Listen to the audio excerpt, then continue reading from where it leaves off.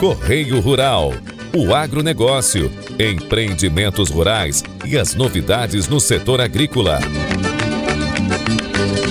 Apresentação: Sandro Fávero. Olá, muito bom dia, caro guaibeiro. Estamos começando mais um Guaíba Correio Rural, a revista diária do agro. Hoje é sexta-feira, dia 12 de setembro de 2025. Nosso programa tem o oferecimento do Senar RS. Força para o agro é força para movimentar toda a sociedade. E Teg Banrisul Veloy com mensalidade grátis. Peça a sua. Guaíba Correio Rural tem Jefferson Gomes na mesa de áudio, as gravações de Cleiton Lopes, coordenação de central de Guilherme Silveira, reportagens de Eduardo Souza, gerência de jornalismo e esportes de Rafael Sequim, direção-geral de Claudinei Girotti, edição e apresentação de Sandro Fávero. O Senar está junto com você, produtor rural, sempre juntando conhecimento e prática para levar mais produtividade e eficiência para o campo, porque assim a agricultura e a pecuária crescem muito mais. Senar RS, vamos juntos pelo seu crescimento. Quer tag sem mensalidade? Agora todos os cartões de crédito Banrisul dão mensalidade grátis na tag Banrisul Veloy. Peça já. Tem agro, Dona Guaíba. O assunto de abertura do programa é o Seminário Campo das Ideias, promovido pelo Sistema Farsul nesta quinta-feira, no Teatro Bourbon Country, em Porto Alegre. O repórter Eduardo Souza participou da cobertura do evento e conversou com o superintendente do Senar, Eduardo Condorelli, sobre os objetivos do encontro, que reuniu especialistas e debates sobre temas que impactam a economia, a política e o agronegócio.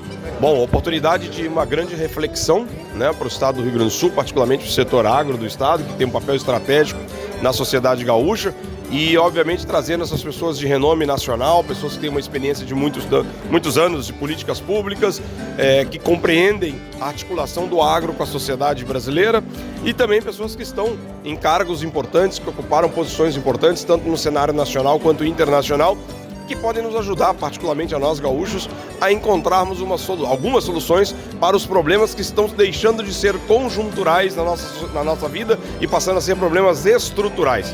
O produtor rural gaúcho, a sociedade como um todo, ela saiu desses anos de seca e da enchente do ano passado, praticamente sem nenhuma reserva financeira e muitos milhares de gaúchos, para não dizer milhões, endividados.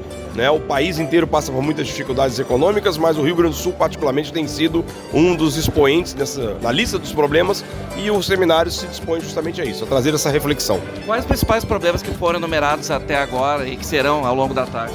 Bom, em primeiro lugar, nos parece que a grande dificuldade apresentada pelos economistas é de encontrar um amparo em nível nacional para a situação do Rio Grande do Sul, que muito pouco pode se esperar do que vem do âmbito nacional. A economia do país não vai bem. Os indicadores mostram ali uma série de dificuldades em relação às políticas públicas, às políticas fiscais e monetárias, o que certamente faz com que o produtor tenha que compreender muito melhor o seu momento de investimento. Imagine você, um produtor, ao adquirir hoje uma colheitadeira, e a Expo Inter mostrou que ele não está fazendo isso, ele estaria contratando um juro elevadíssimo por 6, 7 anos, o que pode tornar inviável qualquer tipo de investimento, e isso indica uma desaceleração da economia como um todo. À medida que nós passamos a não investir mais, nós passamos a nos preocupar apenas em sobreviver a cada ano. Esse foi o primeiro painel. O segundo, de que o mundo olha para o Brasil de maneira diferente. Nós somos o único grande país do mundo com capacidade de atender às necessidades mundiais de alimentos, de fibras, de energia. Que isso deverá ser muito cobrado do Brasil. A própria OCDE fala na necessidade de um crescimento de 41% nos próximos 10 anos da agricultura brasileira para suprir as demandas mundiais, que deverão crescer em 20%. Então, efetivamente, estamos nesse trabalho muito árduo de ver que a agricultura tem um papel grande, mas nós com muita dificuldade de cumprir com esse papel. O repórter Eduardo Souza também entrevistou o ex-ministro Aldo Rebelo sobre o tema do painel que ministrou, o cenário da geopolítica brasileira. O desafio é situar o Brasil num mundo em profunda transformação. E transformação acompanhada de conflito, de disputas, principalmente envolvendo os dois principais países, as duas principais economias do mundo, os Estados Unidos e a China. Isso tem gerado instabilidade. É um mundo onde tem guerra no Oriente Médio, guerra na Ucrânia, guerras na África, ameaça de guerra lá na área da China, em Taiwan. E como é que o Brasil se situa nisso? Qual é o papel do Brasil com a sua maior reserva mineral do mundo, com a sua maior área de agricultura do mundo, a maior fronteira agrícola do mundo, a maior fronteira de biodiversidade do mundo, a maior fronteira ou reserva de água doce do mundo? O Brasil tem tudo para cumprir um grande papel, agora precisa resolver internamente os seus conflitos e os seus problemas. E a questão do tarifaço também, o senhor certamente abordará também. Sim, o tarifaço tem um alcance limitado. Por quê? Porque todo o comércio internacional do Brasil representa apenas 2% do nosso PIB. E o comércio com os Estados Unidos representa 10% desses 2%. Portanto, nós tivemos muito mais dificuldade em enfrentar a pandemia. Claro que vai criar problema, vai gerar dificuldades para uma área de pequenas empresas do Brasil ligada à agroindústria, à agricultura, mas o Brasil tem como enfrentar. O Brasil precisa priorizar o enfrentamento do seu conflito interno. Se nós resolvermos o nosso conflito interno, nós vamos enfrentar e resolver o nosso conflito com os Estados Unidos. Já o presidente da Farsul e vice-presidente da CNA, Gedeão Pereira, destacou a importância do agro para a economia gaúcha e brasileira e analisou a proposta de renegociação das dívidas dos produtores encaminhada pelo governo federal. Gedeão também avaliou os resultados da 48ª Expo Inter. Eu acho que o seminário é uma boa e bela oportunidade para nós inserirmos o agronegócio num contexto de dificuldade interna e externa. Interna, porque o país está com dificuldades econômicas muito pronunciadas, o futuro é muito complexo e no panorama externo, a necessidade que nós temos de seguir aumentando o nosso processo no mercado internacional e ainda, evidentemente, com as questões do presidente Trump e o tarifaço dos Estados Unidos. Então, dentro desse contexto é que nós estamos discutindo o agronegócio, além de outras questões, tipo questões ambientais, a COP30 que vai surgir normalmente nas discussões, enfim, tudo que está ocorrendo. Agora, como o senhor vê, os investimentos anunciados pelo governo federal são suficientes para atender as demandas? Não. É um paliativo bom. Eu não posso também crucificar o governo federal. Realmente, a nossa necessidade era bem maior. Nós falávamos, como Federação da Agricultura, em 27 bilhões de reais. Vieram 12 bilhões, que já um bom anúncio em que vai resolver boa parte dos produtores, porque, na realidade, daqui a 2 semanas nós estamos com as máquinas na terra. E tinha produtor que não tinha recurso, como ainda não tem hoje, para colocar óleo diesel no tanque do trator.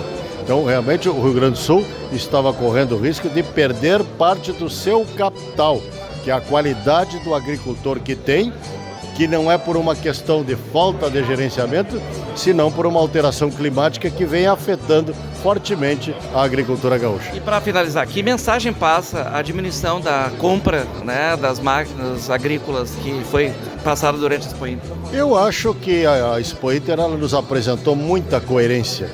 Ela mostrou para quem sabe fazer a leitura qual é a imagem, qual a mensagem que ela dá. Porque a Expo Inter por si só ela tem o seu espírito, ela é grandiosa, cada vez ela é melhor, mais investimentos no parque, a chegada do público esse ano deve ter chegado a 1 milhão de pessoas ou algo assim. Nós tínhamos o Transurbo, tínhamos o aeroporto, que é vital para a continuidade dessa grande Expo Inter, que é o maior cartão de visita do Rio Grande do Sul. Mas, efetivamente, ela demonstrou dentro da coerência daquilo que nós vemos dizendo, que o produtor rural está com muita dificuldade, que eu diria assim, que atingiu fortemente a venda de máquinas e equipamentos agrícolas. Ou seja, o produtor não está investindo, por 2 motivos. Uma, a taxa de juros é excessiva, mas não podemos culpar o Banco Central. Juro é consequência e não causa, efetivamente. E, evidentemente, a dificuldade climática com que faz que o produtor esteja lutando para simplesmente sobreviver na atividade. A atividade não está fácil. E a próxima notícia vem do Congresso Nacional, que aprovou a ampliação da compra de produtos da agricultura familiar para a merenda escolar. A Câmara dos Deputados aprovou o projeto que aumenta de 30% para 45% o percentual de alimentos do programa da merenda escolar, que será adquirido de produtores da agricultura familiar. O projeto já tinha sido aprovado pela Câmara em 2021. O texto aprovado pelos deputados previa que o Programa Nacional de Alimentação Escolar, o PNAE, compraria 30% dos produtos da agricultura familiar. O percentual foi aumentado depois pelo Senado. Outra mudança feita pelo Senado determina que os produtos cheguem às escolas com pelo menos metade do prazo de validade previsto na embalagem, quando o prazo de validade for obrigatório. Produtos in natura adquiridos de agricultores familiares, como hortaliças, não precisam de prazo de validade determinado. Os conselhos escolares ficarão encarregados de fiscalizar tanto a variedade de alimentos destinados aos alunos, quanto os prazos de validade dos produtos. O projeto foi apresentado pela deputada Luiziane Lins, do PT do Ceará, e o relator, deputado Florentino Neto, do PT do Piauí, deu parecer favorável às alterações feitas pelo Senado. De acordo com o relator, o percentual de 30% de produtos a serem adquiridos de agricultores familiares previsto no projeto original já foi alcançado e existe capacidade produtiva suficiente para aumentar essa quantidade. A proposta foi criticada pelo deputado Gilson Marques, do Novo de Santa Catarina. Para ele, o mais importante seria garantir a qualidade e o preço baixo dos produtos da merenda escolar. A lógica de mercado, ela faz com que o Estado, querendo atender bem as crianças, olhe a qualidade e preço. Se você obriga numa parcela maior comprar obrigatoriamente de uma determinada pessoa, ela não vai ter esforço de produzir a melhor qualidade com o melhor preço. O Programa Nacional de Alimentação Escolar é uma das principais fontes de renda da agricultura familiar. A proposta foi defendida por deputados aliados do governo, como o Bom Gás, do PT do Rio Grande do Sul. O novo é a gente apoiar a agricultura familiar. O novo é a gente respeitar o jovem da roça, a sua sucessão familiar. O novo é permitir que os quilombolas, que as comunidades tradicionais possam ofertar produtos e serem consumidos de forma sadia, deputado Florentino, nos nossos estabelecimentos educacionais. O projeto, que aumenta de 30% para 45% o percentual de alimentos do programa da merenda escolar que será adquirido de produtores da agricultura familiar, seguiu para a sanção presidencial e pode virar lei. Da Rádio Câmara de Brasília, com informações de Antônio Vital, Verônica Lima. Obrigado, Verônica. E a Conab divulgou o 12º levantamento da safra de grãos 2024-25. A pesquisa confirmou a produção recorde no Brasil e a redução na colheita gaúcha. O presidente da companhia, Edgar Preto, avaliou os números.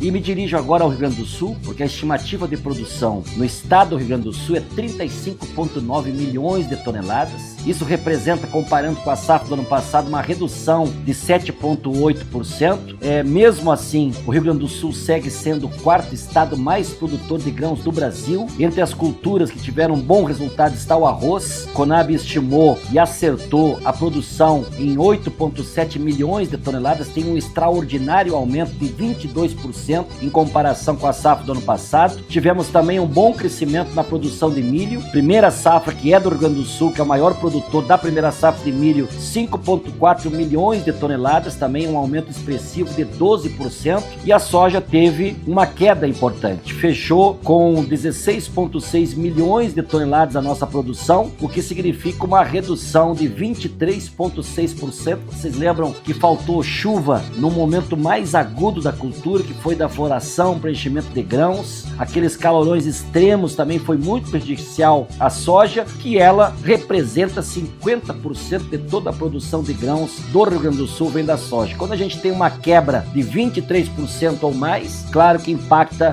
no resultado final. O cenário nacional é muito positivo. No anúncio de hoje, a Conab mostrou para o Brasil a força da agricultura brasileira. A nossa produção da safra 24 e 25 fechou em 350,2 milhões de toneladas. Comparado com a safra do ano passado do Brasil, nós temos um aumento de 16% e nós temos 3 recordes de produção. Primeiro, a soja. Maior produção da soja do Brasil é este ano, 171 milhões de toneladas. Depois vem o milho também, que é uma safra recorde com 140 milhões de toneladas. E por fim, o algodão em pluma, uma produção de 4 milhões de toneladas.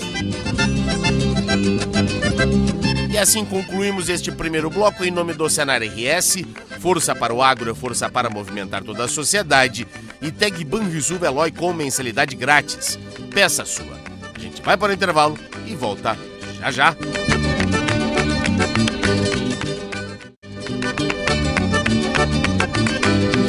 Estamos voltando agora com o segundo bloco do nosso programa desta sexta-feira, dia 12, em nome do Senar RS, que está junto com você, produtor rural, sempre juntando conhecimento e prática para levar mais produtividade e eficiência para o campo, porque assim a agricultura e a pecuária crescem muito mais. Senar RS, vamos juntos pelo seu crescimento. Quer tag sem mensalidade? Agora todos os cartões de crédito Banrisul dão mensalidade grátis na tag Banrisul Veloy. Peça já. Tem agro, Guaíba.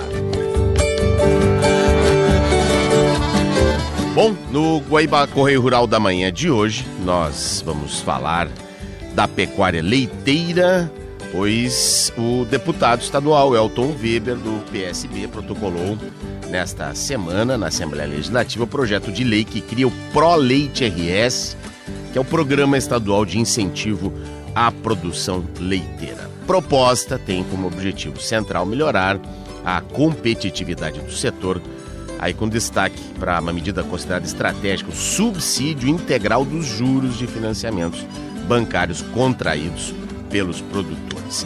E a gente vai entender um pouco mais, não é, deste projeto que já está protocolado, então, conversando a partir de agora exatamente com o deputado Elton Weber. Seja bem-vindo mais uma vez à programação da Guaíba. Bom dia. Bom dia, Sandro Fávara, bom dia à Rádio Guaíba, Correio Rural e a todos que nos acompanham através do programa. A satisfação é toda nossa. Tô vendo que o senhor ainda está com a voz um pouco debilitada em razão da Expo Inter, cara deputado. Muitas vezes temos dias de chuva, sol, e Expo Inter é isso mesmo, né? E ainda peguei um pouco de dor de garganta, um pouco de gripe, mas tudo em dia, mas feliz de termos tido mais uma Expo Inter e podermos avançar aí, né? E o senhor, com toda a ligação, não é, com a agricultura familiar, deve ter ficado satisfeito com os resultados do pavilhão lá, não é? Com certeza, ficamos muito satisfeitos com o avanço no número de agroindústrias, que foram 456 espaços, as emendas aumentaram mais de 25% em valores, é o lugar mais visitado da Expo Inter e em outras feiras também, então isso nos satisfaz, vendo que o trabalho do agricultor que produz matéria-prima, transforma o produto em vários produtos aí que estão lá nas agroindústrias, artesanato e tantos outros, que isso está crescendo, isso ajuda a renda no meio rural, sucessão rural e tudo mais. Nos deixa muito satisfeitos isso, e com certeza porque temos esta vinculação de muitos anos, e quando o presidente da FETAG sempre estávamos envolvidos junto com este trabalho e apoiando, e que continua até hoje. Exatamente. Bom, muitas destas agroindústrias que estavam no pavilhão da agroindústria familiar na Expo Inter trabalham diretamente, não é, com leite na produção, né, dos seus derivados, queijos, enfim, e que podem ser beneficiados com essa medida que o senhor protocolou. Conte-nos um pouco mais quais são efetivamente os objetivos e os fundamentos desse projeto, por favor. Em primeiro lugar, nós temos visto nos últimos 10 anos levantamentos feitos pela Emater, acompanhados pela FETAG, pelas nossas entidades, a PIO, enfim, todas as entidades. Nós temos percebido uma queda brusca, eu diria. Em 10 anos, de 84 mil produtores de leite, nós estamos agora com 29 mil produtores de leite, arredondando os números. Isto é preocupante. Então, diante disso, inclusive a pedido e discutido junto com a FETAG, com a APIL, com entidades, nós protocolamos um projeto de lei para colocar mais apoio ao produtor de leite, colocando o projeto Pro-Leite, protocolado esta semana, para ajudar e assumir o Estado do Rio Grande do Sul, através de recursos orçamentários, assumir o pagamento do juro quando um agricultor enquadrado no PRONAF e no PRONAMP, que é praticamente a totalidade de produtores de leite, ter o juro pago com recursos públicos para estes financiamentos e para a produção de leite e ajudar para que estes números, que hoje são quedas muito fortes no número de produtores, eles sejam menores ou cessem, inclusive. Só para dar um dado, nós éramos o segundo maior produtor de leite do país, hoje somos o quarto. Então, acho que isso nos traz um alerta e precisamos fazer ações para ajudar quem está nessa atividade. Seria juro zero mesmo, então, deputado? O programa prevê que o Estado, através de política pública específica, que está exposta no projeto de lei, não tenha que pagar durante todo o período para os investimentos que ele vai fazer o juro. Então, é juro zero, é a proposta que apresentamos, não é dinheiro subsidiado no que diz respeito ao capital principal, mas sim o juro, que com certeza pode ser uma grande ajuda. Mas financiado por recursos públicos do Estado. O financiamento é dentro das linhas, na concepção da ideia, dentro das linhas normais do PRONAF e do PRONAMP. Vai em qualquer agente financeiro e financia. O Estado do juro. Esse recurso, sim, orçamento do Estado. Tá, perfeito. O Pro-Leite, ele além deste incentivo financeiro, ele tem foco também na própria melhoria da qualidade, o incremento na produção? Sim. O que se pretende com isto, Fávoro, é com que a gente possa ter compra tanto de matrizes, equipamentos, correção de solo, construções. Ele é amplo, tudo aquilo que se enquadra em investimentos e recuperação de solos para a produção. As regras também não são muito fortes, elas são simples. Apenas quem pode participar, tem que ter uma experiência já com a produção de pelo menos em um ano já estar na atividade. Um ano. E também vai ter que assumir um compromisso, está previsto no corpo do projeto, um termo de compromisso que durante o período do financiamento ele vai estar na atividade leiteira e fazendo estas melhorias. Se ele sair porventura neste período, ele vem para o programa normal, onde ele vai ter que então arcar com os juros, mas estando no programa, atendendo a esses requisitos, e muito bem, muito pensado também, Fávoro, e a todos que nos acompanham, é na questão também da sucessão rural e oportunizar também jovens e a família do agricultor possa continuar a atividade e ter renda e podermos apoiar mais este setor como uma política pública, além daquilo que já possa e já existe. Tá bem. A gestão do programa ficaria sob responsabilidade de qual Secretaria de Estado?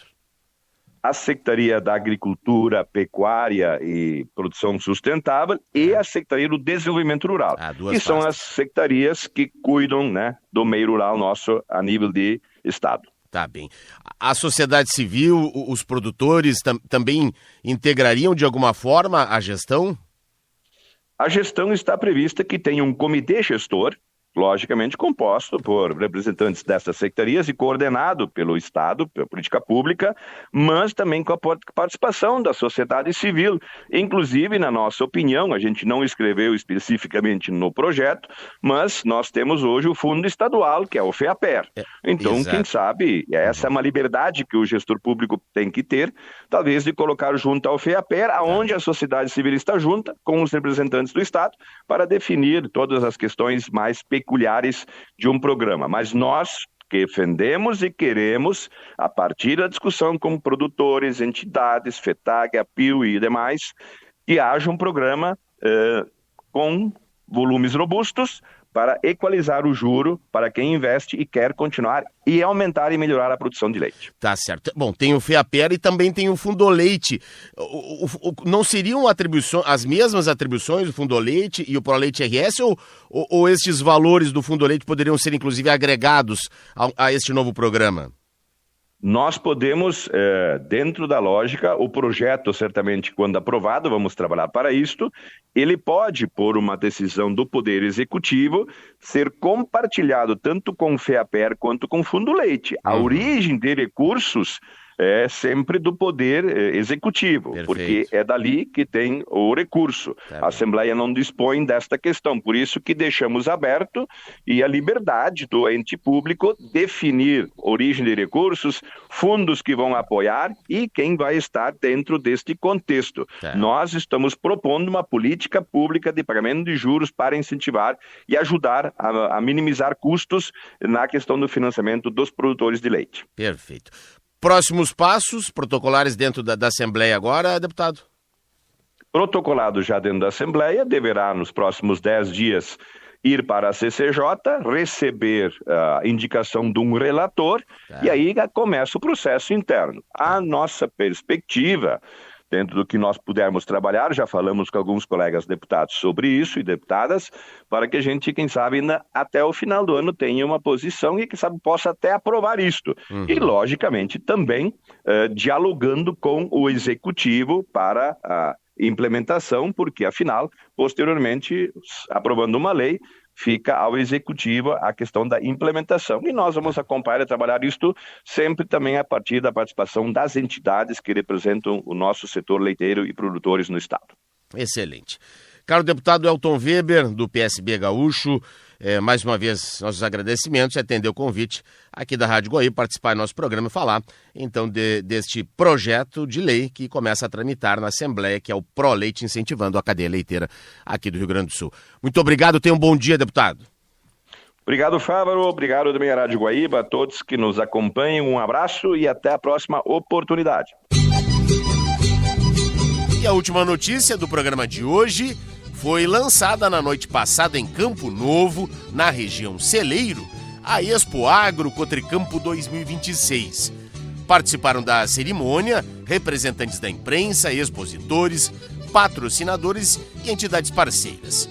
O presidente Gelson Bride e o diretor Luciano Siefeld apresentaram alguns dos principais destaques do próximo evento, entre os quais a nova identidade visual da Expo Agro, mantendo características originais, mas sendo remodelada para realçar ainda mais o evento após uma década. Também foi lançado um selo especialmente preparado para marcar esta 10ª edição. A organização divulgou ainda uma prévia da programação e oficializou a abertura do processo de comercialização de espaços na feira. O parque, que fica no campo experimental da cooperativa, às margens da IRS 518, deverá receber ampliação e melhorias em sua infraestrutura. A Expo Agro Cotricampo será realizada entre 25 e 28 de fevereiro de 2026. E assim vamos encaminhando o encerramento de mais uma edição do nosso programa, no oferecimento do Senar RS. Força para o agro é força para movimentar toda a sociedade. E Tag Banrisul Veloy com mensalidade grátis. Peça sua. Para você que perdeu alguma parte desta edição ou quer acompanhar novamente, acesse o nosso canal da Rádio Guaíba no Spotify, que em seguida o programa já estará disponível. A gente fica aqui e se reencontra amanhã, sábado, às 8h30. Um grande abraço e um ótimo fim de semana. Você ouviu Guaíba Correio Rural.